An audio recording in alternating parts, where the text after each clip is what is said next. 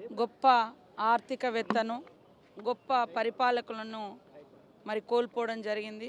మన్మోహన్ సింగ్ గారి ఆధ్వర్యంలో ఈ దేశంలో పేదరిక నిర్మూలన కోసం తీసుకొచ్చినటువంటి అద్భుతమైనటువంటి చట్టాలు అణగారిన వర్గాలకు, ఆకలి చెందుతున్నటువంటి వర్గాలకు అన్నం పెట్టే విధంగా మనకు రూపొందించడం జరిగింది.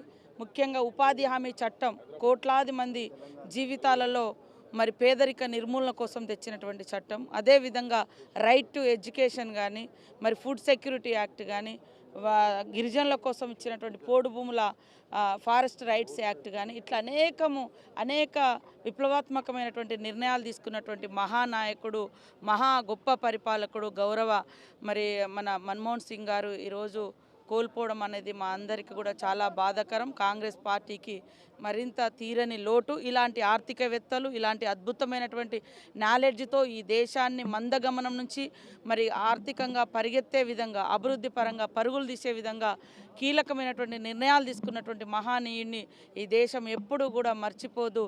ప్రతి ఇంట్లో ఆయన యొక్క తీసుకున్నటువంటి గొప్ప నిర్ణయాలు ప్రజల గుండెల్లో ఉంటాయని తెలియజేస్తూ, వారి మృతికి సంతాపాన్ని ప్రకటిస్తూ వారి కుటుంబానికి సానుభూతిని తెలియజేస్తాం.